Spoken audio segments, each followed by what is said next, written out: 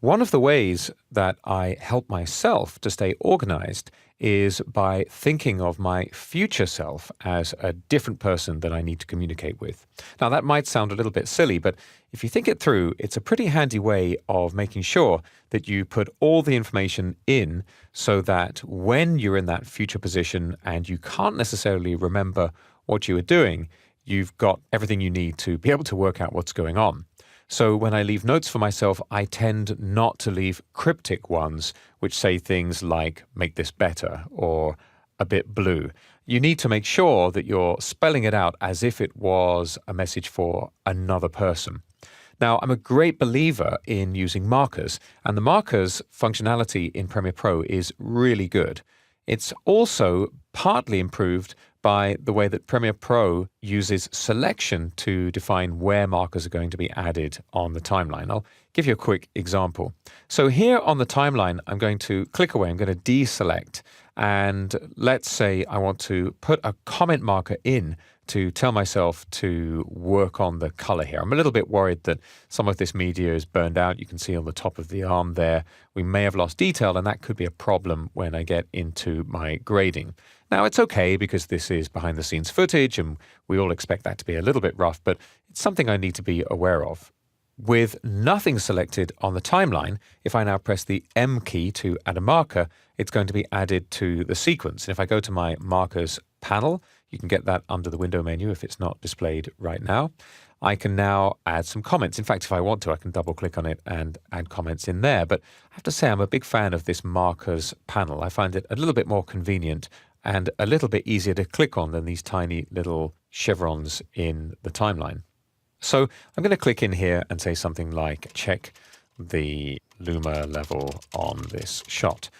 Okay, that's great. And if I look under the marker menu, I've got an option here to ripple sequence markers. Now, this menu option is not perhaps as clear as it might be on first inspection. What this means is if I turn this on, which I'm doing by clicking on it, and you can see now if I click back into the menu, the tick is there.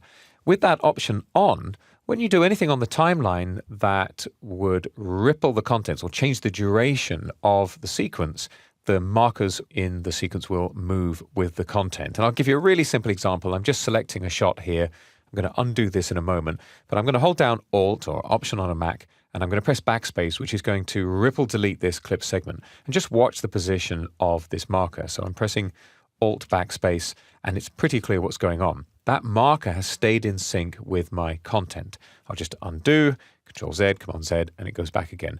So this is genuinely useful. And if I click on the out point for the marker, I'm just going to click and drag to the right. I'm now adding a duration, and I can click and drag this out. Fantastic. I've now got a clear reference that I need to work on that part of the sequence. Now, the problem with using this is that I may not yet have fully satisfied myself with the structure of my edit. If I'm happy with which shot happens when, then no problem. I can use sequence markers in this way. And it might be that I want to work with a whole set of clips. I might say, well, check this whole area rather than this shot. Let's check the level on this scene. Okay, that's fine. So now I'm picking out a region of my sequence. But what if I want to add a marker to the clip itself? Well, this is very, very simple. All I have to do is just a single click on the clip I want the marker to go onto. And wherever my playhead is, if I now press the M key, I'm adding a marker to the clip. And again, I can add some duration to this. I'm just clicking and dragging on the numbers. Anytime you see orange numbers with an underline in Premiere Pro, or in fact, most Adobe applications, you can click and type, or you can click and drag. And here I'm going to just type in something like too bright. It's quite a short clip.